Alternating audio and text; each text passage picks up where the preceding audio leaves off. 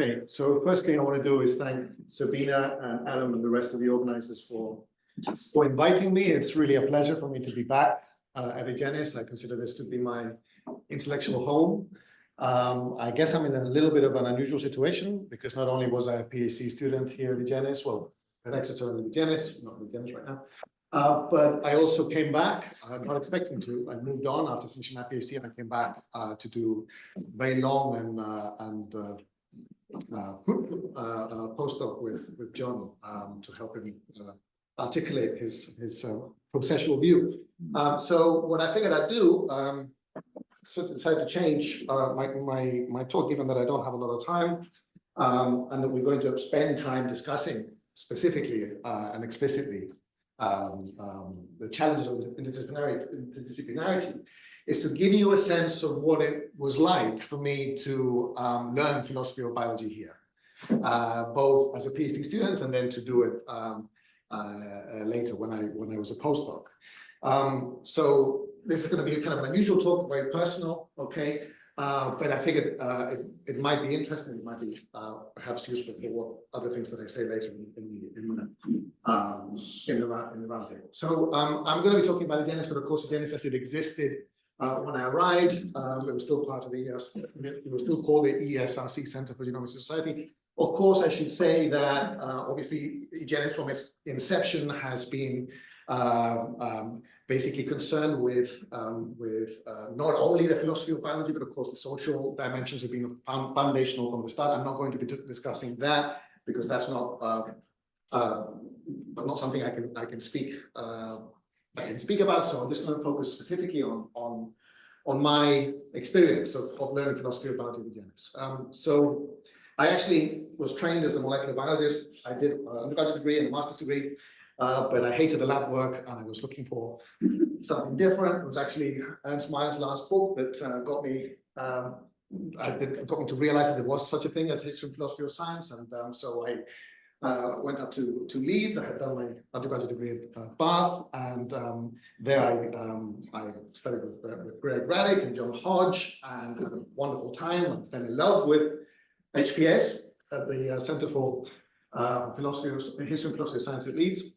And one of the really wonderful things, I don't know if they still do it now, but they did it when I was an MA student there, is that when they have speakers coming to give the weekly seminar, they ask the speakers to stay on the following day to have a session just with a master student. So and I thought that was a really, really nice thing. I got a chance to Evelyn Brooks-Keller came and we talked about robustness one morning, and Harvey Brown came to talk about Minkowski's space-time, and one of the people who came was Maureen O'Malley. She came and she presented this paper, which I think she must have written while she was still working with Ford Doolittle, and found it intriguing. And she told me about this center, Egenis. So that was the first time I heard about Egenis is through Maureen. Told me about Egenis down in the southwest, and so I came.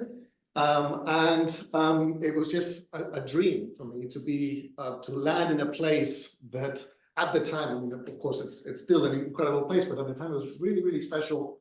That not only was John there, but Lenny Moss, Maureen O'Malley, Stefan Woodaville was just presented. Paul was coming every year. He had a visiting professorship, so he was teaching, and then Sabina came when I was a PhD student. So it was a really wonderful. Great, an ideal situation for me to be in, to have access to these really leading scholars, and also to have so many graduate students that I could talk to. Just have a list here of the people who were engaged with the most. Katie, I think, is here. We overlapped. Alex Powell and Jonathan Davis. I don't think either of them are here. Pierre Olivier, I also overlapped with him, and Sophie. Briefly, who I think was mentioned yesterday. So regarding history and philosophy of biology, what I have found at Leeds is that I had been sort of blown away by some of the historical stuff that I had to read as a MA student. I remember particularly reading this book with Greg, Darwin's Evolving, and completely blew my mind. It was really, really eye-opening, but On the other hand, when we got to essentially read text in the philosophy of biology, my very first sort of introduction to the field was from this book. And this chapter by James Ennis, which is a really good chapter, published, I think this was a book from the early 90s. But what I noticed is, me coming from molecular biology and cell biology, was that all the discussion was narrowly focused on evolutionary biology, which I thought was kind of odd, because I only had a little bit of exposure to evolutionary biology as a biologist. And I had this paradoxical situation where I learned more evolutionary theory in my 1 year as a master's student in HPS than in 4 years as a biologist, which I thought was really, really striking and strange, coming from as an outsider. And then, when I asked what is the sort of standard textbook to acquaint myself with the debates, I was, directed to this book, the second edition by. It's sort of from 2000, and if you look at the contents page here, you can read it, but it really does read as really philosophy of evolutionary biology. I mean, things have changed a lot since then, and that's kind of part of what I want to convey. But I think one of the reasons why things have changed so much in the philosophy of biology in the last 20 years is owing to the wonderful work that's been done in Egenis. And so.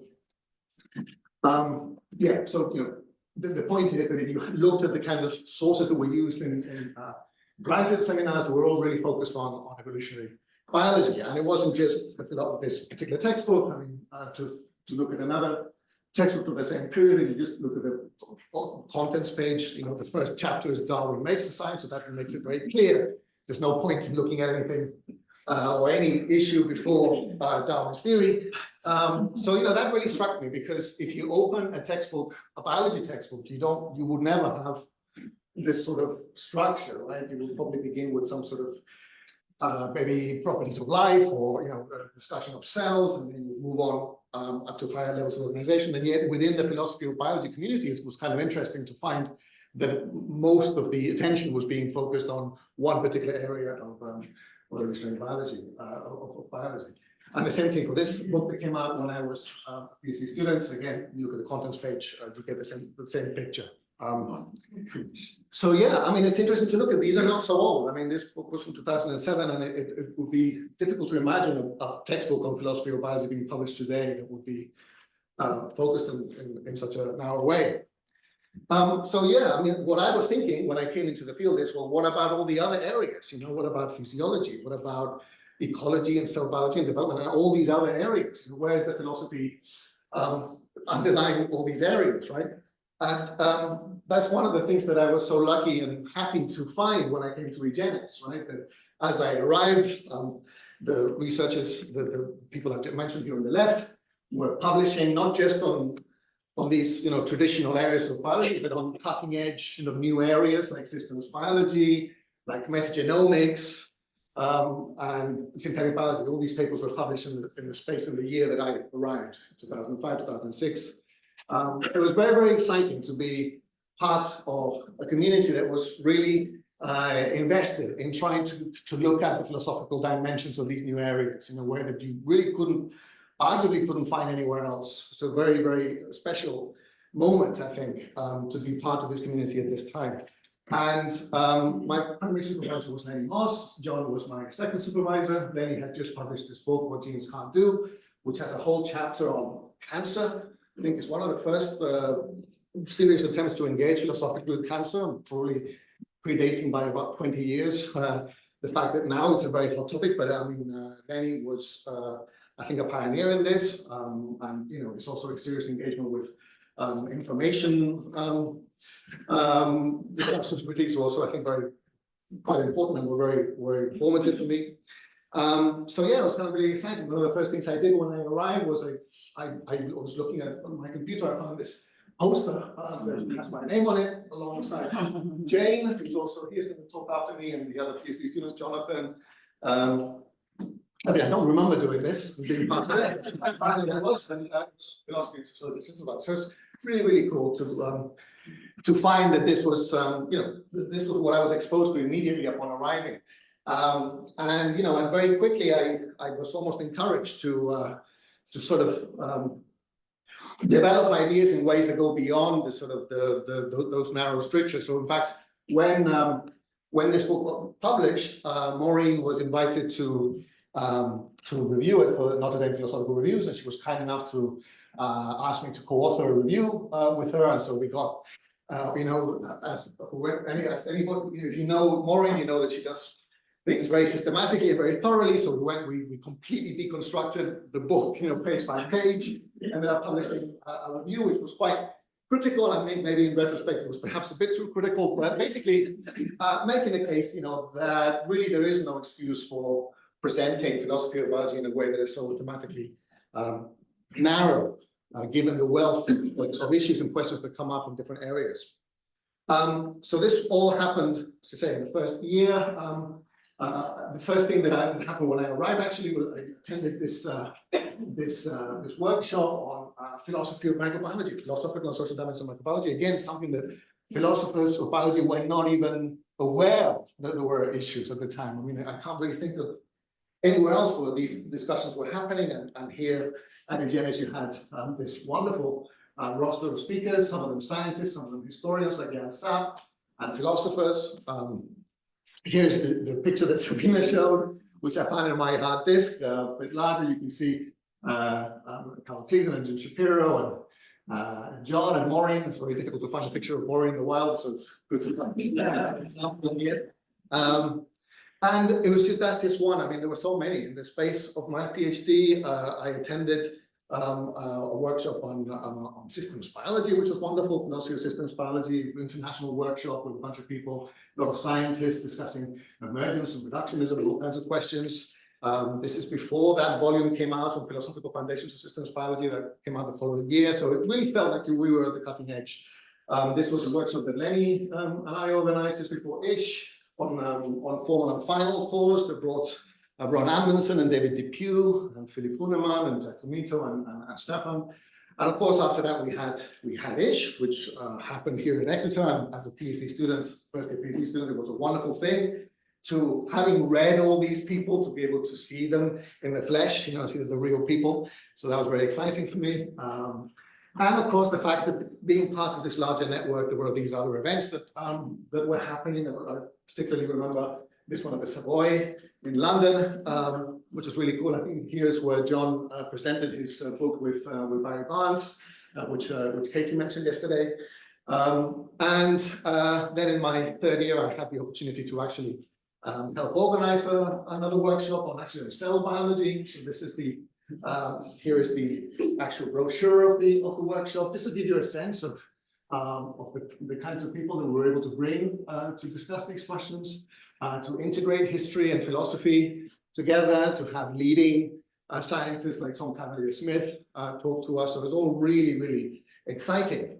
And so I just want to tell you then what kind of diet I was on what was my philosophy of biology diet as an Egenis PhD student. And I was remembering, I don't know if those of you who were there at the time remember, but I think, I don't know how long it went, how long it lasted, but when I arrived, Maureen she would be the first person to arrive at Burn House, and no one knew when she arrived, maybe 5:30, 6 in the morning, and she would basically read all you remember this, Sabina? She would read all the recent, the latest issue in Nature and Cell, and then provide a digest and email it to the mailing list so that we could all, remember this, John? So we would all be, we would wake up in the morning and the first email you would have is like all these new papers, so that you would, have no excuse, you would know. So Maureen could ask you, have you seen this paper by? So it was a very interesting thing to actually be exposed to, right? That it was really philosophy of the latest science, right? And of course, not everyone in Egenis had the same view of how one should do philosophy of biology. That's one of the strengths of the center, that is so pluralistic.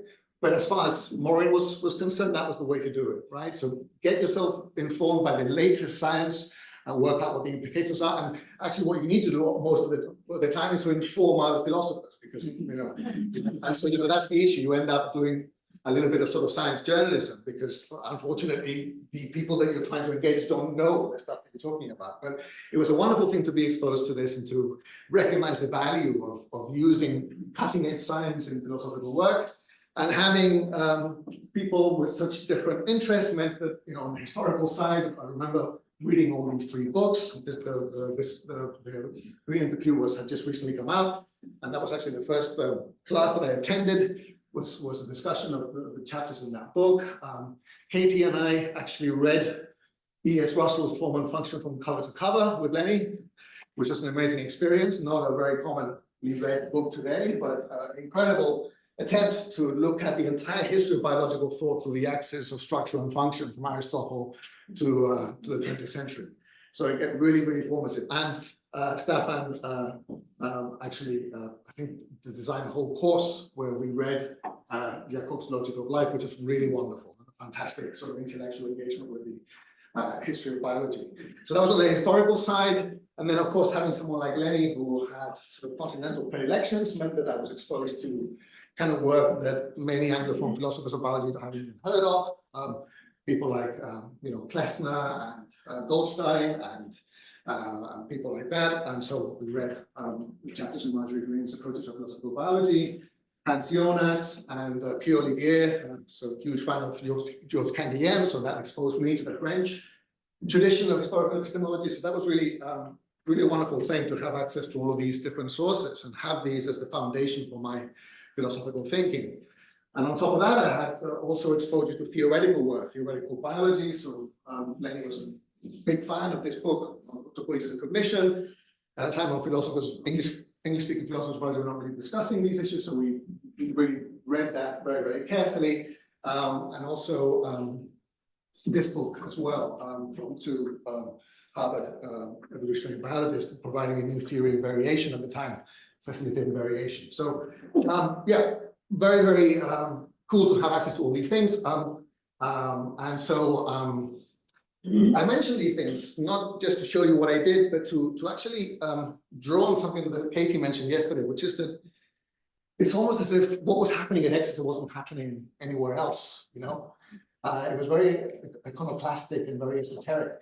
And it's almost as if you wouldn't have been able to get away with doing what we did here anywhere else, And when I look back at what I was interested in doing, my first idea for my thesis was actually to develop, rehabilitate the process structuralist.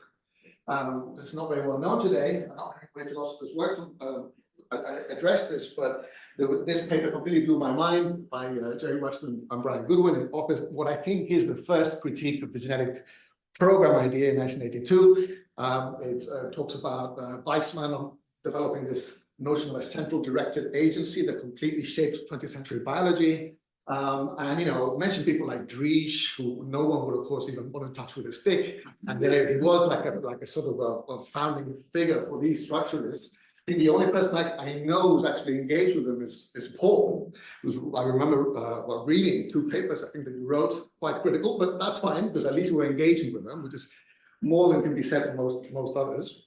But eventually I gave up on this idea. But I was still thinking, on my own terms, given the fact that I was given so much support, instead of engaging with existing debates, I was wanting to engage with what I found most interesting, which is, the nature of life, the nature of the organism. So I ended up writing a thesis with these chapters, right? And when I think about it now, I can't believe it. I wrote a, 25,000 word chapter analyzing the conceptual evolution of the mechanism of vitalism debate. Something that nobody really, very few people today, even historians, are interested in. And the reason why I did that is because I found in that history resources as a philosopher, to think about the nature of life, right? So that's where I got interested in this notion of the machine conception of the organism that has informed so much of my work, was actually from looking at the history. And it was a wonderful coincidence to find that John, around the same time, was simultaneously working on simulations. I remember your Spinoza lectures where we were discussing some of these issues, but not completely ahistorically. Stefan says you're not a huge fan of history, so you were coming to the question with a different way. But no, but it was really good to see that there was like convergence in interests. I remember one of the meetings I had with John, he saw what I was doing, and he said, you might in this typical, very understated way, but very precise way, he said that you might want to consider looking at the kind of work that's being done by philosophers of science on this notion of mechanism. I didn't really feel like I wanted to do it, but I thought I would have a look, and ended up spending a lot of my time actually educating to myself in this new debate on mechanism. So that ended up being an important part of my thesis too. And then this final chapter, which was the product of the talk I gave at this workshop, was developing some ideas that Ken Guilhem had offered on basically continuity and discontinuity in thinking about atomism, biological atomism. Not physical chemical atomism, but what are the ultimate units of life? So I wrote about that. And when my time came to an end, when I finished my PhD, I tried to find a place that would offer me the same things that Egenis had offered me, and it was really difficult. I ended up finding a place that sort of fit the bill, which was the KLI. So I ended up spending time there, and that was a very wonderful time. And after that, my time there came to an end. I ended up finding another place that enabled me to have this sort of interdisciplinary community, which was the Cohen Institute for History and Philosophy of Science in Tel Aviv. And then, to my total surprise, I ended up returning to Exeter to work with John. In fact, I ended up after Exeter going back to the KLI, and I was worried I was end up to look for the rest of my life. So I'm glad that I broke the cycle. Yeah, that actually happened. So came back. I don't have a lot of time, so I guess I'll go a little bit faster now to tell you about my second tenure here at Exeter. So basically, John got, as you all know, this huge grant to develop this very audacious proposition as on an ontological process ontology for contemporary biology, and he assembled a team, and I think I was the first person to be recruited for that. Stefan Guttinger, who you've seen yesterday, was also part of the team, and Anne-Sophie Meinke as well. So it was an interdisciplinary team because Stefan is actually a PhD in molecular biology. Anne-Sophie was a metaphysician, and I was from philosophy of biology. So it was interdisciplinarity within philosophy, and it was a really amazing time. We had our own office. We called it the Process Biology Office. It took much of it. We're still there in Burnhouse. And John even had money for PhD students. So Thomas Bonan had the pleasure to co-supervise Thomas, which was a brilliant experience. And there were many other people who were really great to interact with, who were either there as students or visiting. So I don't have a lot of time, but I do want to give you a sense of how we came to the ideas that ended up forming the flesh and bones of the project. And what we did is we just had these regular weekly meetings where we would discuss readings. We would just have complete, just long, completely open-ended discussions. And we often would use the whiteboard. I actually took a picture once. This is an example of one of our sessions, and what I think we were reading Resch's Process Metaphysics at the time. That's a lot of things. There's a lot of things. And I remember, a lot of ideas were coming up, and I was, frantically writing in my notebook, trying to get everything down. And I just remember that John never wrote down anything. He was just, one time I asked John, how are you going to remember all of the things that we're discussing, having all these, intense conversations every week, and how can you?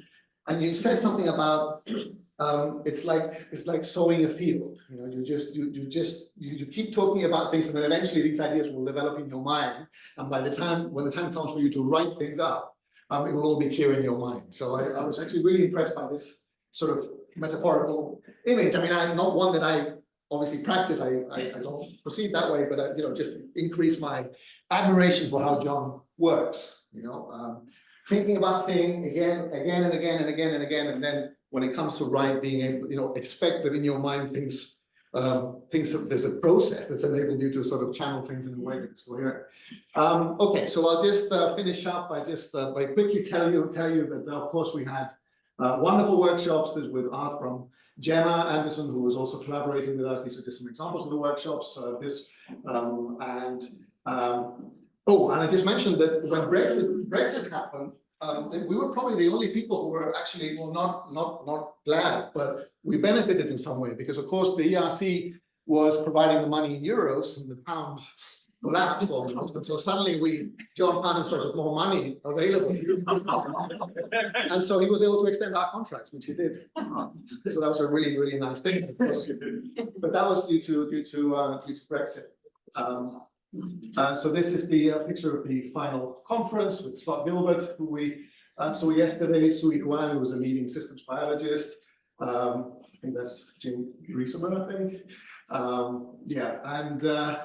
And we, John also had money to pay OUP to make this open access, the book that came out, so that was really great. And Sophie and John also edited this wonderful collection, Interdisciplinary, metaphysics and biology, and then of course has been developing these ideas further.